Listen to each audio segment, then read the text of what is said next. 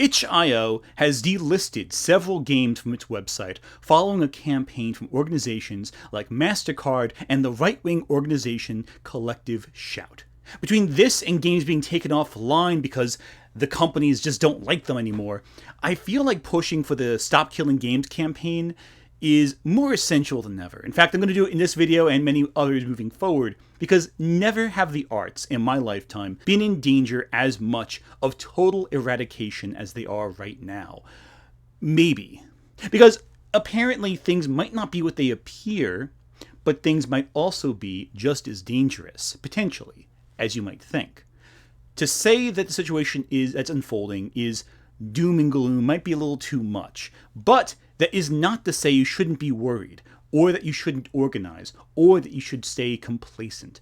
People constantly ask why it's important to take a stand for the arts when bans come about. Well, this is why right now. So what is being banned? itch.io released a statement following a massive campaign against them by MasterCard and Collective Shout, saying that the following content would no longer be allowed on their website, or at least not searchable via their website.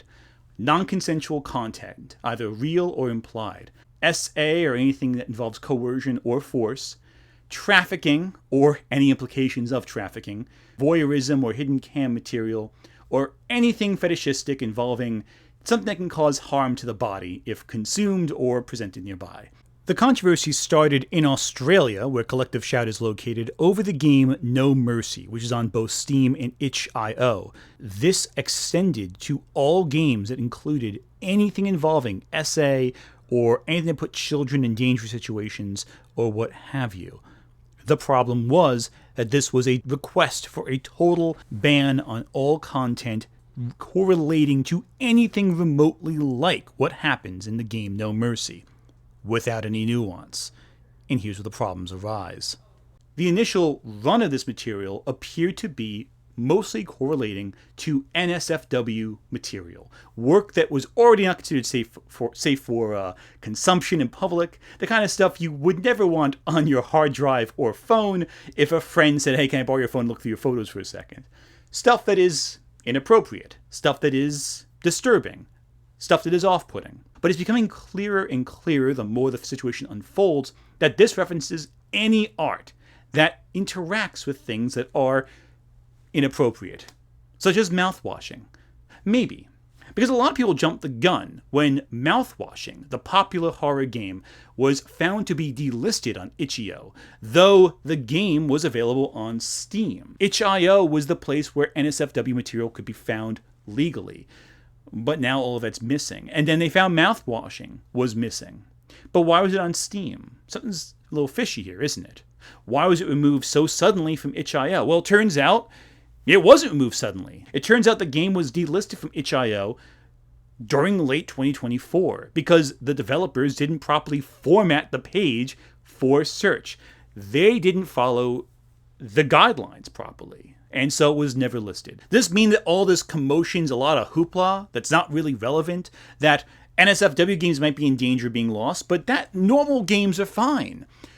Well, don't be complacent, because the fear that you felt when realizing Mouthwashing was no longer available on services for purchase does not evaporate just because this particular instance was not an issue. In fact, I'd say now is the time to be concerned. And it has entirely to do with Collective Shout, the primary organization pushing to ban all these NSFW games, as well as just plain games. Because Collective Shout has advocated in the past for games such as Detroit Becoming Human to be delisted from all game marketplaces, because it depicts domestic abuse. Now, the fact that the domestic abuse in the game was presented as purely negative and committed by the bad guys, and it was your objective to stop abuse, that's irrelevant. The fact is that it appeared at all in the game. That was enough to get Collective Shout's ire and attention. In fact, starting from Collective Shout's beginnings in 2009 as a quote-unquote pro-life feminist group, which is interesting, they have a history of targeting any art or artist that is outside the norm. From Snoop Dogg and Eminem to Tyler the Creator to Grand Theft Auto 5, no mercy by comparison in the greater whole of their body of actions seems less like an act against some extreme piece of video gaming and more like just the next step in an increasingly escalating move to remove any art from all culture that has any exploitative or shocking components within it. And because of that, it's something dangerous. Because the organization pushing for itch.io to remove all NSFW content, they're not just interested in games that exclusively use this material I mentioned in a way that is erotic or is exploitative. They mean it at all, even in the arts. Mouthwashing drew attention because it does depict assault. It does have a scene off screen, mind you, but it does discuss and reference assault. Therefore, it did fit the bill for what itch.io was saying was no longer allowed on the platform. Discussions or allusions to assault. And of course, this comes after a massive series of campaigns to ban explicit books in the United States. Something that a lot of people tend to ignore, especially in the gaming sphere. But the arts are connected. You can't ignore book bans, but then express shock when games start getting banned. They're one and the same, and they're all different fronts of the same war front. I mean, it's easy to look the other way at certain books, right? Take a few pages out of context, present them to an audience, and say, here's the whole book is like all this explicit stuff. If Detroit Becoming Human is banned for depicting domestic abuse as a negative, what's next? You're gonna ban that one manga about the plus-sized elves because eating French fries is unhealthy and it might corrupt the youth into, clogging their arteries or something? Are they gonna ban Final Fantasy VII because, if you think about it, the game criticizes an evil company sucking out the planet's soul as a fuel? That might hit too close to home for some organizations that suck oil out. Maybe might offend Americans for putting diesel in their trucks or something. Now, this might seem ridiculous, what I'm saying, and it is, but it is ridiculous because the situation's ridiculous. Now, again, you look at a lot of material, especially horror material, it does feature a lot of disturbing stuff. Disturbing content in horror overlaps quite a lot with the disturbing stuff you might see in NSFW material.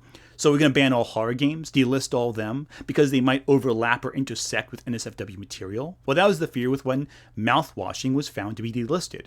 But as we discussed already, it turns out that's a false alarm. The game was delisted long before this ban happened because the developers' own problems. We have no reason to concern, except that's not going to stop MasterCard from denying service to anyone who sells material they deem explicit. Now, of course, Collective Shout attacking all this material, that makes sense. They're an organization that has their political agenda. They're trying to push that agenda. Anything that they deem as exploitative is bad, even if it's depicted as negative in the context of the story. So therefore, trafficking in Cyberpunk 2077, that's bad. Equally so than if they were encouraging trafficking. But presenting the trafficking as negative, that's still depiction, and therefore, according to Collective Shout, needs to go away and needs to be delisted, by their logic. But why would MasterCard care? Payment methods in general have always had a little hesitancy supporting institutions that are not universally considered legal. An example outside entertainment, Visa cards will not pay for cannabis purchases. In some states it is legal, in other states it's not. They'd rather not spend their time dealing with the headache of trying to sort out all that legality, so they just outright ban it from their purchases. Okay. Now, let's take that to NSFW material. In some states, NSFW material isn't simply frowned upon, it's illegal. So, much like with cannabis sales, they'd rather not deal with them at all. They'd rather just sweep it under the rug and allow the individual states to deal with alternate payment methods, direct payment methods, cash, usually. Now, with gaming marketplaces like Steam, like itch.io, you really can't have an alternative. There is no physical thing you can just buy with cash. You can't just give them your debit card. Maybe you can, but the easier way to do it would just be to delist the games entirely, because itch.io wants MasterCard to be an available payment method. The more obstacles you put between the purchase and the purchasee, the less likely you are to secure a sale. So what's easier? Have special conditions for certain games, or just get rid of the offending games so that MasterCard doesn't deny you the ability to use your card for a given service. What's the better choice? What's the easier choice? What's the more efficient choice from a business perspective? Because if you lose MasterCard, you're basically running out of a lot of ways that people can buy your product and give you money. And no business wants to be in the business of selling away potential sales to someone who complies with MasterCard's requests. See how it works out? It's all about money in the end of the day. But the problem is, this also affects small businesses, small developers who create games with limited teams and need that money from the available clientele that Steam and itch.io provide. So what's it going to be? And ultimately, delisting them from searches is one thing. You still have the link if you have it. But what about when games are completely removed? Because some NSFW games have been threatened with complete removal. You can't buy them on these marketplaces. And there is no alternative third-party marketplace as of yet to replace itch.io when it goes away. It remains the biggest marketplace for a lot of NSFW material and a lot of independent horror material as well. Now, some games like Honey Pop, Yandere Simulator have become popular despite their explicit material, thanks to the joke of the material, thanks to the maybe even the shocking content therein draws its own crowd. Well, if all of that is restricted, then there is no developer who wants to make a game like that.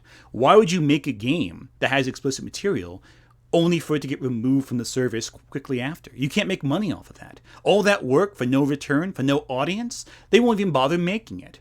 And so these measures also discourage certain artists from creating art that might be considered exploitative, explicit in some way. And if you look at those guidelines, a lot of things are covered by it. A lot of games do fall into that guideline. You know, God of War might be considered against guidelines now. Cyberpunk 2077, Detroit, Baldur's Gate might also be. Dragon Age. Because again, you look at this, Mass Effect also. Big games, not just small games, not just your NSFW stuff, but your big leaders. You're probably thinking, well, the big AAA companies would never allow these games to be taken off of the main Steam pages. They pay extra. They do have some workaround. And you might be right. But the smaller guys, though, at a certain point, you have to admit the guidelines are vague enough and general enough and apply in different locations enough to potentially cover a lot of material. For example, if Game of Thrones were available exclusively on these marketplaces, they would be removed. Game of Thrones, one of the most popular shows in the last 30 years. Sopranos would be gone, unlisted, because it breaks the guidelines just enough. If Detroit Becoming Human breaks the guidelines, you bet your ass those will too. And when that happens, you have a big different conversation starting. Because it's not just about games that are explicit. It's about media that's explicit. And if you think they'll stop it, though, the NSFW stuff, I got a bridge to sell you. Because this is part of a larger campaign that's been brewing for a very long time across the arts. If you need proof of this, ask your local librarians, because they'll tell you.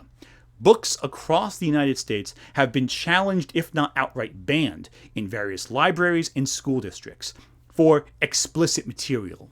Of course, that usually means LGBTQIA books specifically get targeted, because that's the easiest one to argue is corrupting the youth or is overly sexualized in some way, especially considering most people, most adults who are pushing for the bans, have not actually read the books. And nowhere is that more clear than in the campaign to remove Heartstoppers, the graphic novel equivalent of Hallmark for the gays, from libraries and bookstores. The book was pitched by adults who hadn't read the book to parents who never heard of the book as some sort of explicit, horrible material that was going to make your kids gay or something. And when you actually look at the graphic novel, it has explicit hand-holding and very little else. The book was a popular Netflix show, for Christ's sake. This isn't some hidden nightmare material meant to corrupt the kids. It's a mainstream book that's, if anything, I think, a little too romanticized, a little too unrealistic in how perfect it depicts the relationships. I have issues with Heartstoppers, don't get me wrong, but it's more that it doesn't go far enough with depicting a realistic relationship than being explicit. In fact, if anything, it's the equivalent of cotton candy for, teenagers. And a lot of people describe it as such. So that's not explicit at all. That's not NSFW. That's the most PG-13 thing you can possibly get your hands on. And that's being banned. What I'm getting at is this. If there comes a time, and I'm not being specific, Where MasterCard worries that they won't have the same financial rights to distribute certain material that might be considered obscene in certain states but not others. If this group with a clear agenda and a lack of comprehension of context clues to see if something's depicted negatively or positively in media, if they get their way with this, who's to say they won't get their way with the next thing, or the next thing, or the next thing? Censorship never stops simply at the most extreme end of the spectrum. There are games out there that are extremely explicit that I do not support whatsoever on a personal level for my own reasons. However, that does not mean that we should censor these voices. Unless they're doing something explicitly illegal, if they're doing something very dangerous, that's a different story. But if they're not doing that, if there's no harm being done to anyone, the arts should remain as such, with the proper warnings and the proper restrictions associated with material of a certain age relation. Age gate them, sure, that's fine. Put warnings, absolutely. But to completely remove them encourages the reduction of the arts. If artists are afraid their material might be considered too controversial to sell in a marketplace, what's the next step? They don't make it? Are entire gaming studios going to fire or restrict certain games? During the 90s, we had Mortal Kombat, a game that was so explicit for the time, it created a new rating system. But Mortal Kombat wasn't taken off shelves. It wasn't burned. It was still commercially available despite controversy. But now, if MasterCard objects to the game's taken off shelves entirely. It's completely unpersoned. Imagine the gaming landscape if these games were no longer distributed in any form of any kind because of a couple complaints. And it was done overnight, and it didn't even it didn't have any hearings. It was just like that. We're dealing with the same thing regardless of whether you want to believe it or not. We are at the precipice of a different level of censorship here, a massive one that can overflow and overwhelm the arts on a collective scale. It did not start with games, but if you're noticing it now with games, congratulations. Welcome to the same fight that most librarians and book publishers have been dealing with for the last 5 to 10 years. This is the world of book bans taken to the world of gaming. You either have to jump on board now and help fight this, or you're going to roll over and wake up one day to find that all your games are PG slop. Because that's the only thing that they are allowed to make without offending the gods of MasterCard or the gods of Collective Shout. Think about it.